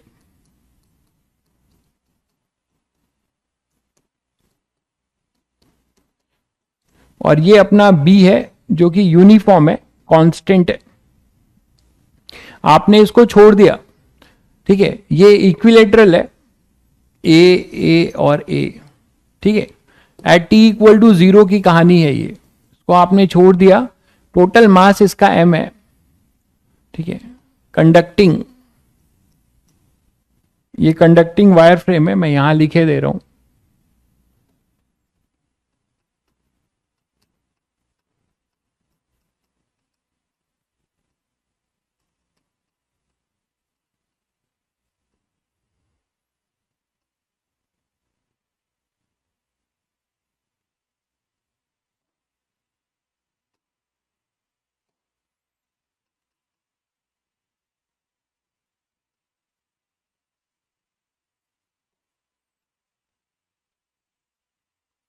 Conducting equilateral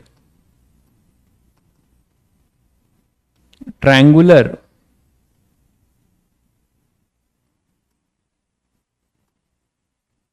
wire frame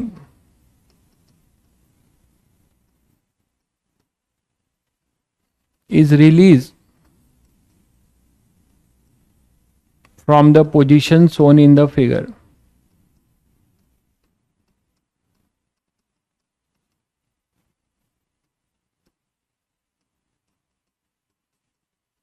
From the position shown in the figure. ठीक है। When it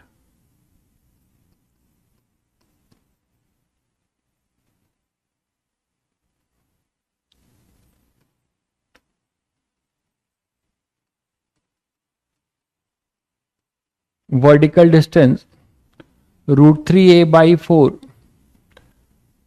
frame is in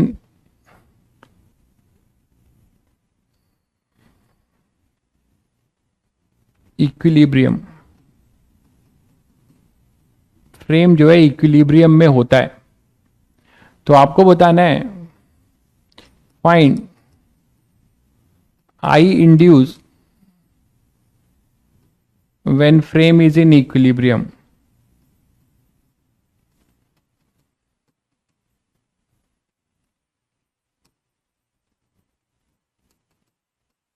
दूसरा है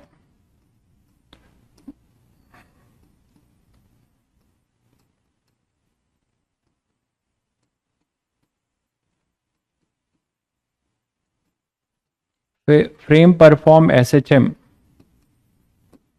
तो हमें यह भी प्रूव करना है कि यह एसएचएम करेगा।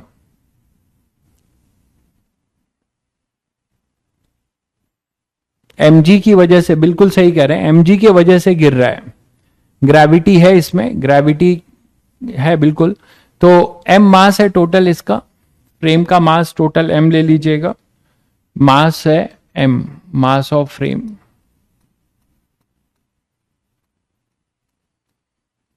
ठीक है, जी अपना लग रहा है, जी इधर ही है, वर्टिकली डाउनवर्ड ये जी है।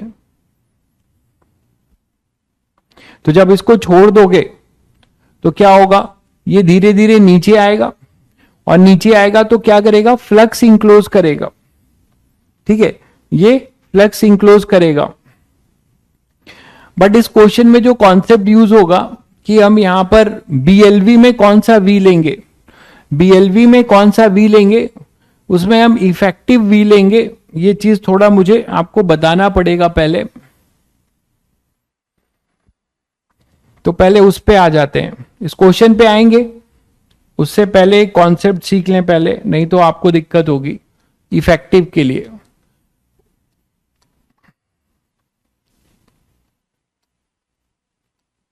तो एक कॉन्सेप्ट और सीखिए, हॉल्स इफेक्ट।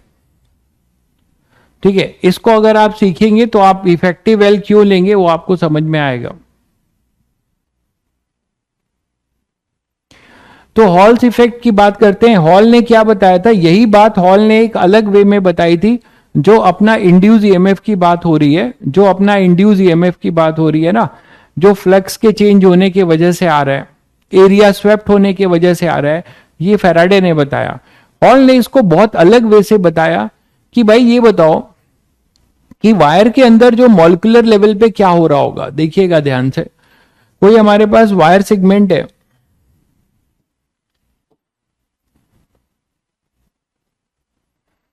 तो कोई मान लो हमारे पास एक वायर सेगमेंट है,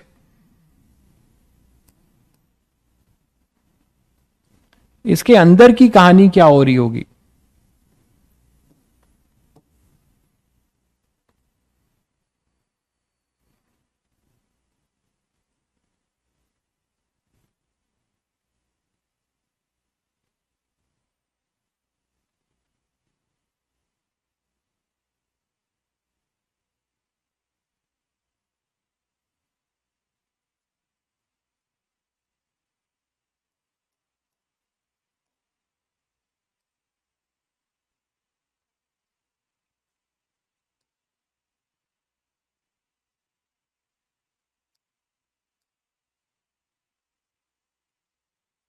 तो इसके अंदर की कहानी ये हो रही होगी, देखिएगा ध्यान से, कि मान लीजिए ये वायर जो है वी से मूव कर रहा है, वायर जो है वी से मूव कर रहा है किसी यूनिफॉर्म मैग्नेटिक फील्ड बी में, किसी यूनिफॉर्म मैग्नेटिक फील्ड बी में मूव कर रहा है। बहुत बढ़िया कॉन्सेप्ट है, ध्यान से सीखिए। इससे आपको एक्चुअल फीलिंग आएगी कि इंड्यूस ईएमएफ क्यों आया है।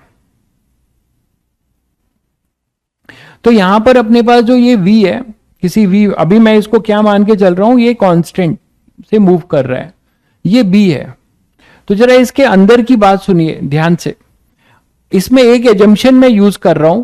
आप सभी को पता है कि कंडक्टर में जो इलेक्ट्रॉन्स होते हैं वो जिगजैग मोशन करते हैं, है ना, वो अपने रैंडम मोशन कर रहे होंगे, प्लस जिस वायर के अंदर है वो खुद भी V से मूव कर रहा है। तो यहां पे इलेक्ट्रॉन की कायदे से दो वेलोसिटी है, उस पे हम बाद में आएंगे। ये एक वेलोसिटी अपनी क्या है, एक वेलोसिटी रैंडम मोशन की वजह से और एक स्लाइडर की वजह से। लेकिन जो रैंडम मोशन की वजह से वेलोसिटी है, जो रैंडम मोशन की वजह से वेलोसिटी है, उसको इस वेलोसिटी के टर्म्स में नेग्लेक्ट किया जा रहा है। ठीक है, उसको हम माइन्यूटली, हम उस पर बात अलग से करेंगे। यहां पर उसको अभी आप मान के चलिए कि वो नेग्लेक्टेड है, और नेट वेलोसिटी किसी चार्ज पार्टिकल की, नेट वेलोसिटी किसी चार्ज पार्टिकल की हमारी जो है, मान लीजिए इलेक्ट्रॉन है, इलेक्ट्रॉन ही ड्रिफ्ट करेगा अंदर। तो हमारे पास ये इलेक्ट्रॉन है मान लो, तो इसकी वेलोसिटी भी, इसकी वेलोसिटी भी हम वही लेके चल रहे हैं जो इस नेट, इसकी वेलोसिटी है, किसकी, स्लाइडर की। तो velocity of electron due to their random motion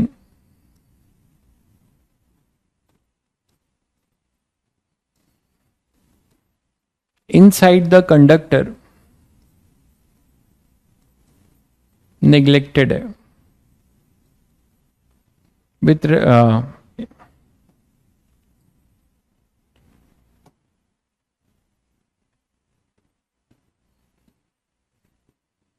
किसके relative, relative to V, slider की वेलोसिटी के टर्म्स में उसे हम अभी नेग्लेक्ट कर रहे हैं। तो हम यही मान के चलेंगे कि अपना ये चार्ज पार्टिकल जो इलेक्ट्रॉन है वो V से इधर मूव कर रहा है और ये मैग्नेटिक फील्ड B है। तो इस पे फोर्स क्या लगेगा, देखना जरा, V cross B, V cross B ऊपर, लेकिन ये इलेक्ट्रॉन है तो इलेक्ट्रॉन के लिए मैग्नेटिक फोर्स कैसा लगेगा, इलेक्ट्रॉन के लिए मैग्नेटिक फोर्स अपना इधर लगेगा FB। इसका मतलब ये हुआ कि due to this F B force ये ड्रिफ्ट करेंगे किधर, इस तरफ, और यहां एक्यूमुलेशन शुरू होगा। यहां पे जब एक्यूमुलेशन शुरू होगा तो फाइनली आप क्या बोल सकते हो,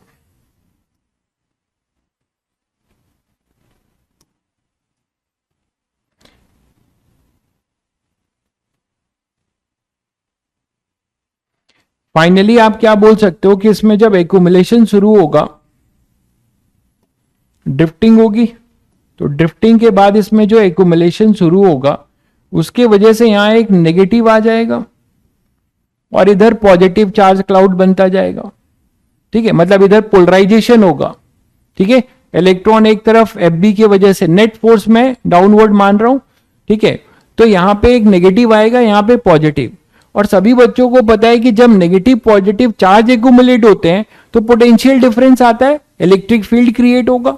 तो यहां पर फर्दर जो ड्रिफ्टिंग है वो धीरे धीरे सप्रेस होगी। कैसे, यहां पर जो अब इलेक्ट्रॉन है, नया जो फ्रेश इलेक्ट्रॉन है, उसको अब दो फोर्स हैंडल करना पड़ेगा। एक आपका इस तरफ इलेक्ट्रिक फील्ड होगा, इंड्यूस इलेक्ट्रिक फील्ड, यहां इलेक्ट्रिक फील्ड आ चुका होगा जिसके वजह से इस पे फोर्स लगेगा क्यूई का।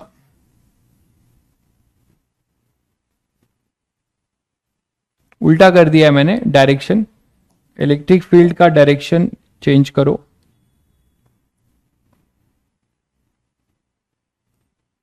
तो इलेक्ट्रिक फील्ड जो अपना होगा वो इधर आएगा, पॉजिटिव से नेगेटिव, और इस इलेक्ट्रिक फील्ड के वजह से अब जो फर्दर चार्ज इधर आना चाह रहे होंगे वो धीरे धीरे उनको कठिनाई होगी, है ना। इधर फोर्स लगेगा अपना E इंटू ई,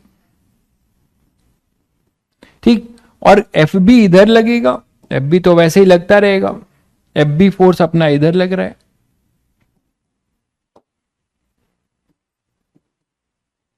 ठीक है, ये अपनी v वेलोसिटी से जा रहा है, जो स्लाइडर की वेलोसिटी है वही लेके चल रहे हैं, फ्रेम ऑफ रेफरेंस वाली velocity.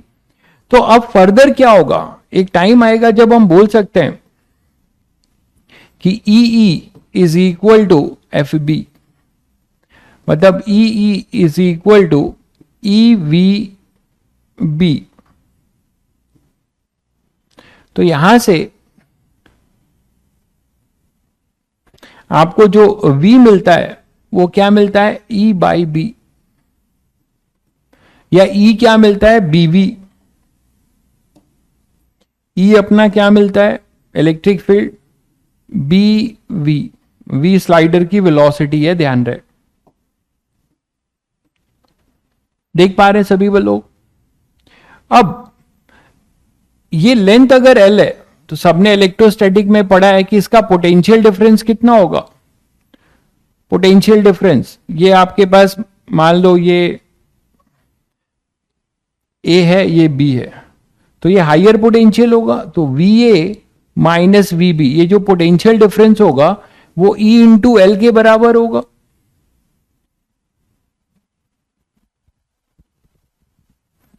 Force inside the board नहीं जाएगा भाई, कैसे इनसाइड द बोर्ड जाएगा, magnetic field inside the board है, तो V क्रॉस B करेंगे तो पॉजिटिव चार्ज के लिए ऊपर लग रहा है, तो नेगेटिव के लिए नीचे हो गया। Inside the board magnetic field है, ठीक है, तो यहां पे VA माइनस VB हो जाएगा EL, और यही जो अपना है इंड्यूस EMF है, ये तो समझ पा रहे हैं सब लोग। E की वैल्यू यहां पुट कर दो, तो this is our E induce. तो इसको एक दूसरे वे से हॉल ने बताया, ये हो जाएगा BLV, ये वही चीज आ रही है, लेकिन ये बहुत ही अलग वे है और ये बहुत बढ़िया अप्रोच है। एक्चुअल तो यही है जो आपको फील देता है कि यहां पर जो पोटेंशियल डिफरेंस आया है वो इलेक्ट्रिक फील्ड की वजह से आया है। पोटेंशियल डिफरेंस जो आया है वो इलेक्ट्रिक फील्ड की वजह से आया है। ये फोर्स ऊपर कैसे, ये सब में भी दिक्कत है क्या भाई, इलेक्ट्रिक फील्ड नीचे है, इलेक्ट्रॉन नेगेटिव है, तो उसके ऑपोजिट साइड फोर्स होता है, क्या पूछ रहे हो यार। सेकंड वाला फोर्स, सेकंड वाला फोर्स है एफ बी में मैं फिर बोल रहा हूं V इधर है, मैग्नेटिक फील्ड माइनस के कैप में है और वेलोसिटी अपनी आई कैप में है, तो आई क्रॉस माइनस के करोगे तो भाई आपको मिलेगा माइनस जे, वही है एफ बी। इतना पूरा मैग्नेटिक फील्ड पढ़ लिया, अब आपको डायरेक्शन में प्रॉब्लम हो रही है। तो यहां से आपको समझ में आया कि एक्चुअली हो क्या रहा है। एक्चुअली यहां पे एफबी का इंड्यूस इफेक्ट में कोई रोल नहीं है, मैग्नेटिक फोर्स का बस इतना सा रोल है कि वो जो है इलेक्ट्रॉन्स को रीडायरेक्ट कर रहा है।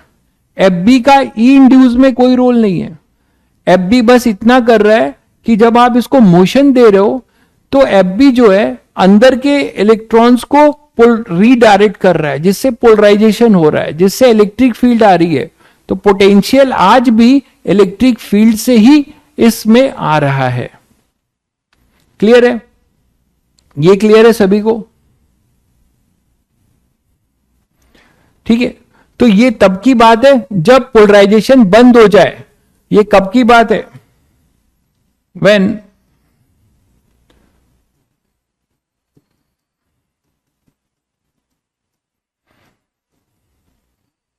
मतलब ड्रिफ्टिंग स्टॉप हो रही है, मतलब दोनों फोर्स बराबर हो जा रहे हैं, तो फिर पोलराइजेशन बंद हो जाएगा। तो जो पोलराइजेशन आया होगा वो कांस्टेंट हो जाएगा, है ना। जो फर्दर जो ये ई आ गया होगा ये अब कांस्टेंट हो चुका है, तभी तो हमने ई इंटू एल लिख दिया, कोई इंटीग्रेशन नहीं किया, integral E into D R नहीं किया। ई इंटू ई वाला फोर्स ऊपर क्यों नहीं आया? अरे ऊपर ही तो है भाई ई इंटू ई का फोर्स।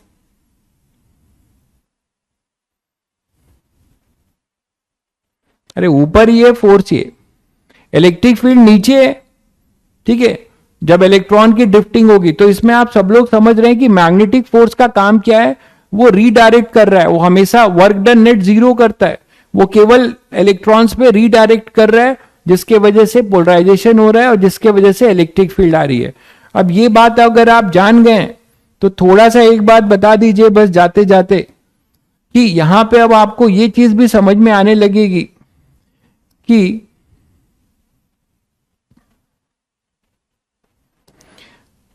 अगर मैं इस स्लाइडर को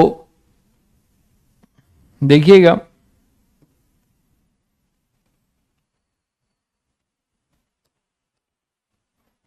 किसी वेलोसिटी, जनरल वेलोसिटी में ऐसे स्लाइड करा रहा हूं, इसी प्लेन में, इसी प्लेन में इसको v से ऐसे स्लाइड करा रहा हूं किसी थीटा पर। ठीक है, कांस्टेंट है, कांस्टेंट से मूव करा रहा हूं बट थीटा पे करा रहा हूं, और magnetic field perpendicular to the plane of the blackboard है।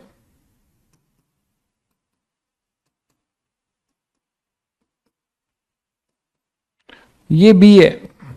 तो आप लोग बताएंगे कि इसमें इंड्यूस ईएमएफ, ये एल है, इंड्यूस ईएमएफ का एक्सप्रेशन क्या होगा? इंड्यूस ईएमएफ का एक्सप्रेशन यहां पर क्या होगा? इंड्यूस ईएमएफ का एक्सप्रेशन क्या होगा? हाँ, मैग्नेटिक प्रॉपर्टी और मैग्नेटिज्म नहीं आएगा, मैग्नेटिक फील्ड वाला पार्ट आएगा। तो यहां पर आप लोग देख रहे हो कि यहां पे कोई अगर आप इलेक्ट्रॉन पकड़ रहे हो तो इसकी दो वेलोसिटी होगी जो स्लाइडर की है, एक इधर है v cos थीटा, इसके वजह से यहां पर होगा एक v cos थीटा, और यहां पर होगा v sin थीटा। मतलब ये आप बोल सकते हो v परपेंडिकुलर और ये v पैरेलल। v परपेंडिकुलर मतलब परपेंडिकुलर टू वेलोसिटी, उल्टा बोल दिया मैंने, वेलोसिटी ये पैरेलल टू द लेंथ है और ये परपेंडिकुलर है।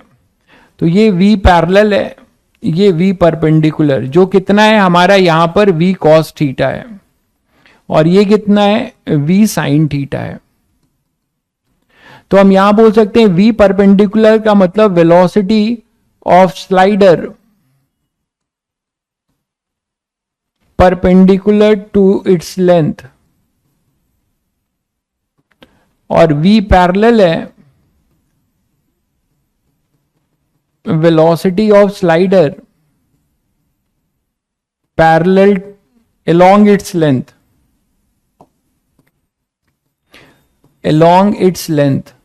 तो आपको एक इंपॉर्टेंट चीज मिलती है, आपको यहां से एक इंपॉर्टेंट चीज मिल रहा है क्या?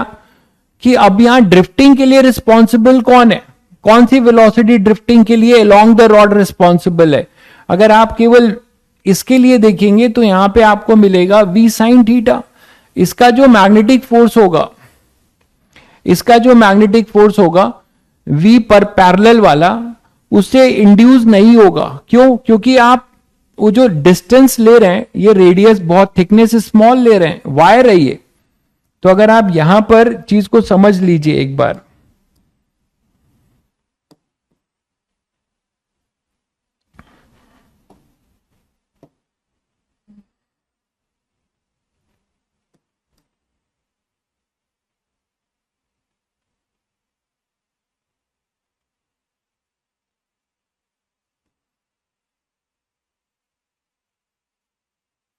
ठीक है, आप मान लीजिए केवल v साइन थीटा की बात कर रहे हैं, तो केवल v साइन थीटा के वजह से ये इलेक्ट्रॉन है और v साइन थीटा इधर है, मतलब v पैरेलल। तो इसका जो फोर्स आएगा, मैग्नेटिक फील्ड इनवर्ड है, तो v क्रॉस b किधर आ रहा है, देखो इलेक्ट्रॉन के लिए एफ बी इधर आएगा, मतलब अब यहां पे आएगा नेगेटिव और यहां आएगा पॉजिटिव,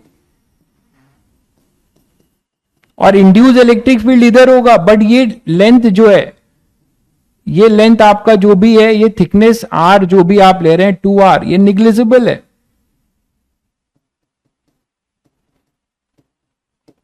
ये निग्लिजिबल है भाई, इसीलिए इधर के इंड्यूस को नहीं लेंगे, अलोंग द लेंथ लेंगे। अलोंग द लेंथ वायर है वो, तो वायर के लेंथ के रिस्पेक्ट में उसका डाया जो है निग्लेक्टेड होगा। तो ये इंड्यूस आप नहीं लेंगे। इंड्यूस किसके वजह से लेंगे? परपेंडिकुलर के वजह से। तो यहां पर अपने पास ई इंड्यूस जो आएगा, और उसकी डायरेक्शन भी मार्क कर सकते हैं, ठीक है। उसकी डायरेक्शन क्या होगी? v क्रॉस b, ये पॉजिटिव चार्ज के लिए, इलेक्ट्रॉन के लिए इधर नेगेटिव और ये पॉजिटिव। तो अगर आप इसे a बोल रहे हैं और इसे b, तो a हाइयर पोटेंशियल पे होगा, तो va माइनस वी बी यहां लिखा जाएगा bl into V perpendicular. v perpendicular, ये ध्यान रखिए, इसे आप लिख सकते हैं, यहां के लिए v परपेंडिकुलर मेरा है bl v cos थीटा। तो ये एक बड़ा इंपॉर्टेंट कॉन्सेप्ट है कि कभी भी आपको ऐसा मिले तो आप v परपेंडिकुलर देख लीजिएगा कि जो भी वेलोसिटी परपेंडिकुलर है। आप उल्टा भी सोच सकते हैं।